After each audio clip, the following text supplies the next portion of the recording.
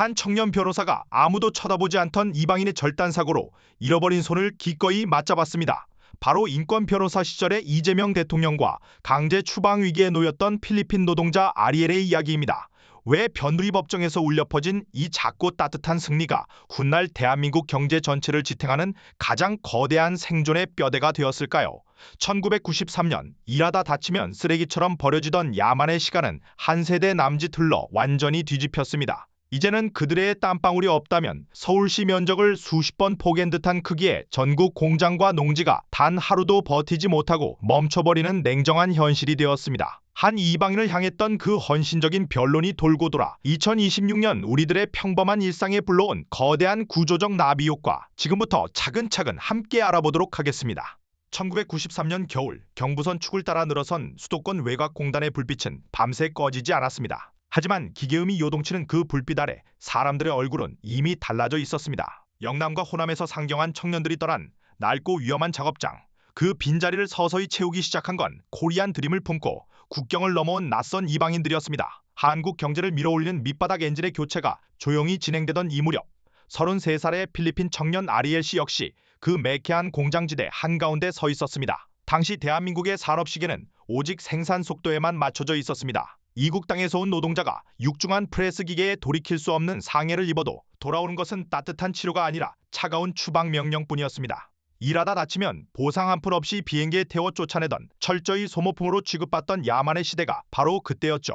정부와 기업은 저임금 노동력의 빠른 수혈에만 급급했을 뿐 이들을 보호할 법적 테두리는 내국인만을 향해 굳게 닫혀 있었습니다. 하지만 이 잔혹한 비용 절감의 마법은 곧바로 구조적인 한계에 부딪힙니다. 90년대 초반 이미 10집의 한두 집꼴로 이른바 3D 업종을 기피하기 시작한 상황에서 텅 빈 컨베이어 벨트를 채울 수 있는 건 오직 낯선 이들의 땀방울뿐이었습니다. 만약 다치면 버려지는 이 가혹한 룰이 계속 유지되었다면 소문은 국경을 넘어 빠르게 퍼졌을 것이고 결국 기저산업의 톱니바퀴는 차갑게 멈춰섰을 것입니다. 한 청년의 절박한 소송은 억울함을 구제해달라는 외침을 넘어 사실상 붕괴 직전이던 밑바닥 노동 공급망에 던져진 날카로운 경고장이었죠. 아무도 승리를 장담하지 못했던 변두리 법정. 당시 인권 변호사였던 이재명 대통령이 내민 연대의 손길은 견고한 차별의 벽에 마침내 틈을 벌렸습니다. 어차피 쓰다 버리면 그만이라는 기업들의 암묵적인 담합을 깨고 헌법에 명시된 동등한 인간의 권리를 무기로 삼았습니다. 그 결과 강제 출국이라는 낡은 관행을 부수고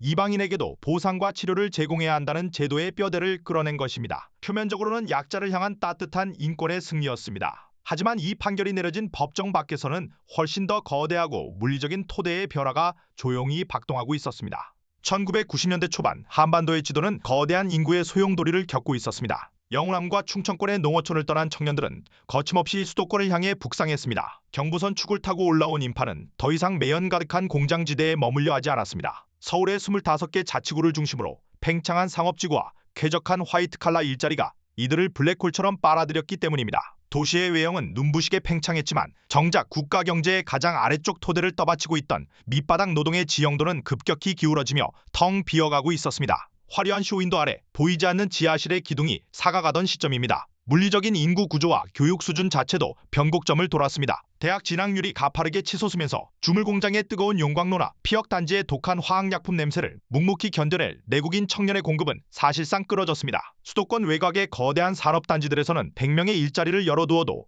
10명의 사람조차 구하지 못하는 만성적인 인력 가뭄이 시작되었습니다. 공장의 규모는 커지고 기계는 늘어나는데 스위치를 누를 물리적인 손이 사라진 겁니다. 이 거대한 진공 상태는 국경 밖의 낯선 저임금 노동력이라는 외부의 물결을 강제로 끌어들일 수밖에 없는 강력한 깔때기가 되었습니다. 문제는 제도의 시계가 이 물리적 속도를 전혀 따라가지 못했다는 점입니다. 당시 대한민국의 법과 행정망은 오직 내국인만을 전제로 설계된 배타적인 성벽이었습니다. 서류상으로 이 땅의 외국인 단순 노동자는 원칙적으로 존재할 수 없었죠. 현실에서는 수만 명의 이방인들이 공단의 톱니바퀴를 밤낮 없이 돌리고 있었지만 제도의 눈으로 볼 때 이들은 다치면 버려도 법의 보호를 받지 못하는 투명 인간이었습니다. 노동력이라는 달콤한 과실만 취하고 위험에 대한 최소한의 물리적 비용은 철저히 외면해버린 기형적인 시스템이었습니다. 육중한 쇳덩어리와 취약한 이방인의 육체가 안전장치 없이 매일 부딪히던 공단, 낡은 제도의 뼈대는 현실의 하중을 버티지 못한 채 비명을 지르고 있었습니다. 결국 그 팽팽했던 모순의 장력이 향한 곳은 선택의 기로에 선 법정이었습니다. 1993년의 법정은 낡은 관행과 거대한 현실이 정면으로 충돌하는 치열한 전장이었습니다. 한쪽에는 서류상 존재하지 않는 미등록 신분이니 보상 없이 추방하는 것이 당연하다는 기업의 냉혹한 논리가 굳건히 버티고 있었습니다. 눈부신 압축 성장이라는 명분 아래 이방인의 몸에 새긴 뼈아픈 상흔은 철저히 산업의 계산기 밖으로 밀려나 있었죠. 하지만 반대편에선 청년 변호사 이재명은 전혀 다른 저울을 꺼내들었습니다. 그는 감정적인 동정에 호소하는 대신 대한민국 헌법이 보장하는 인간의 기본권과 노동의 가치라는 가장 단단한 룰을 법정에 들이밀었습니다. 서울에서 시작해 전국으로 뻗어나간 수많은 공장에서 땀 흘리다 다친 이들을 치료하는 것은 단순히 일회성 사건이 아니라 국가 기저 시스템이 붕괴하지 않기 위해 반드시 치러야 할 최소한의 유지 보수 비용이라는 날카로운 지적이었습니다. 치열한 공방 끝에 법정은 마침내 변호사와 필리핀 청년 아리엘의 손을 들어주었습니다. 외국인 노동자도 내국인과 완전히 동일하게 산업재해 보상을 받을 권리가 있다는 역사적인 첫 판결이 세상에 나온 순간입니다.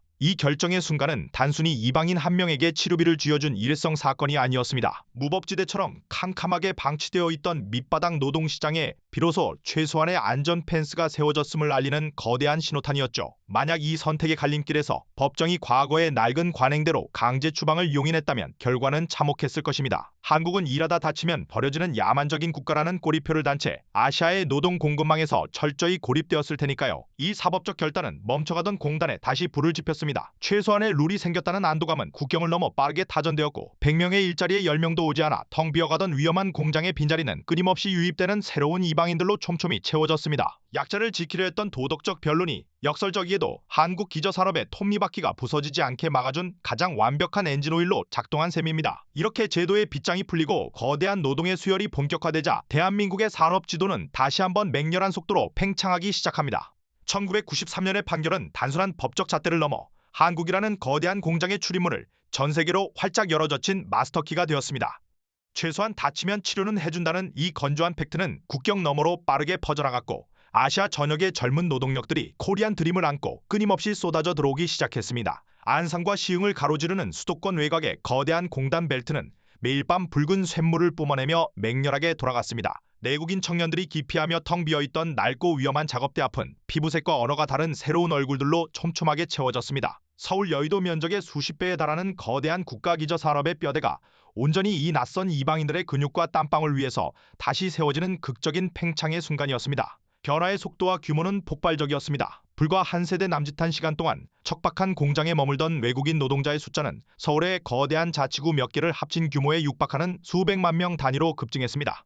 이제 이들은 변두리의 투명 인간이 아니라 우리 일상의 생태계를 정면에서 떠받치는 거대한 기둥입니다. 이들이 없다면 당장 내일 아침 밥상에 오를 깻잎을 수확할 비닐하우스가 마비되고 자정 무렵 현관문 앞까지 도달하는 택배 상자의 거대한 물류센터가 멈춰서며 남해안을 에워싼 거대한 조선소의 용접 불꽃마저 한순간에 꺼져버립니다.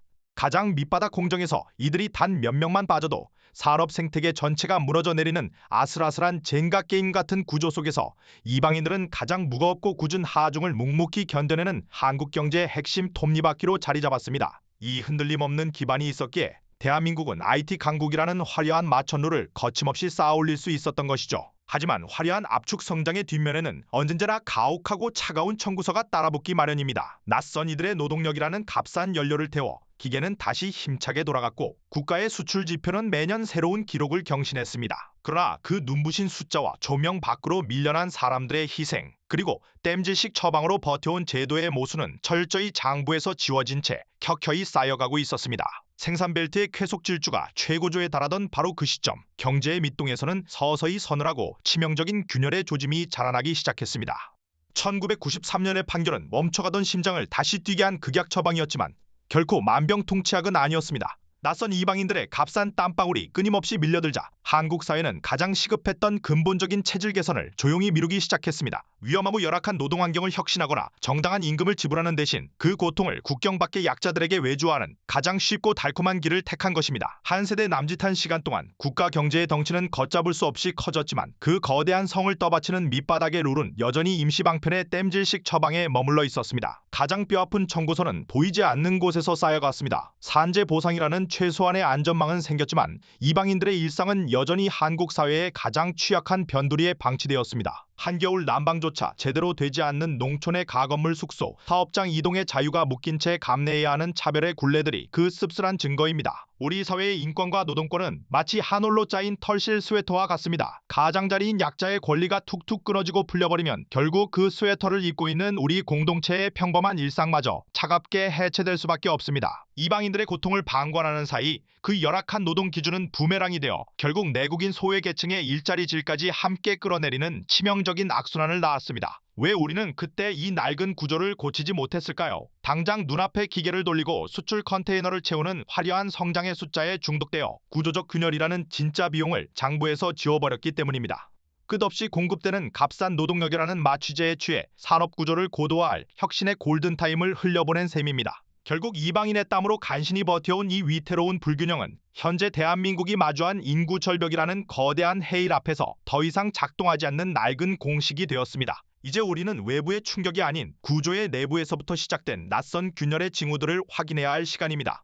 우리가 마주한 이방인 노동의 현실과 제도적 모순은 바다 건너 이웃나라 일본이 먼저 겪었던 치명적인 오판의 궤적과 소름 끼치도록 정확히 포개집니다. 1990년대 초 극단적인 고령화와 지방 소도시의 인력난이라는 거대한 파도를 가장 먼저 온몸으로 맞은 일본은 기능실습 제도라는 우회로를 선택했습니다. 개발도상국의 청년들에게 선진 기술을 가르쳐준다는 그럴싸한 명분을 내세웠지만 실상은 일본인 청년들이 철저히 기피하는 3D 업종의 빈자리를 메우기 위해 값싼 노동력을 무제한으로 수혈하는 거대한 편법이었습니다. 화려한 경제대국의 쇼윈도 아래 척박한 중소규모의 공장과 농촌의 밑바닥 톱니바퀴는 이 낯선 실습생들의 뼈아픈 희생과 침묵 위에서 아슬아슬하게 돌아가고 있었습니다. 하지만 겉보기에만 완벽했던 이 제도는 머지않아 참혹한 민낯을 드러냈습니다. 일본 정부와 기업은 이들을 동등한 노동자나 사회 구성원이 아닌 기계의 부품처럼 언제든 쓰다 버릴 수 있는 값싼 소모품으로만 취급했습니다. 직장 이동의 자유를 철저히 박탈당한 채 최저임금조차 제대로 받지 못하고 열악한 가건물 숙소에 방치된 이방인들의 처지는 1993년 한국의 낡은 법정 앞에 섰던 아리엘 씨의 아픔이나 현재 우리 사회 변두리에서 차별받는 이주 노동자들의 현실과 본질적으로 완벽하게 동일합니다. 눈앞의 노동력이라는 달콤한 과실만 취하고 함께 살아가는 구조적 비용 지불을 끝내 거부했던 일본의 얄팍한 계산은 결국 수많은 미등록 체류자를 양산하고 국제사회의 거센 비판을 받는 거대한 부메랑으로 되돌아왔습니다. 우리가 진짜 주목해야 할 것은 바로 이 실패가 남긴 묵직한 청구서입니다. 임시방편의 땜질식 처방으로 버티던 일본은 결국 무너지는 기저산업을 감당하지 못한 채 2019년 이방인들을 정식 노동자로 인정하고 장기 체류의 길을 열어주는 특정 기능제도를 전격 도입하며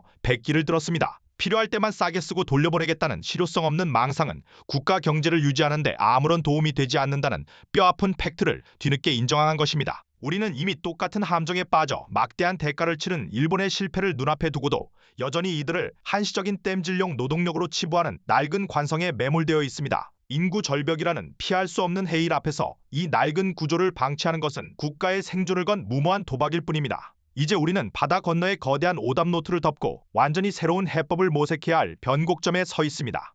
값싼 노동력을 소모품처럼 쓰고 버리던 낡은 시대의 영수증은 이미 한계에 도달했습니다. 이제 대한민국은 더 이상 임시방편의 땜질로 버틸 수 없는 차가운 인구의 겨울, 즉 극단적인 저출산과 고령화라는 거대한 빙하기에 진입했습니다. 그렇다면 텅 빈 요양원과 멈춰가는 공장의 톱니바퀴를 다시 돌리기 위해 우리는 어떤 실마리를 쥐어야 할까요? 해답은 이방인을 단기 체류하는 손님이 아니라 우리 사회를 지탱할 동등한 구성원으로 받아들이는 제도의 근본적인 전환에 있습니다.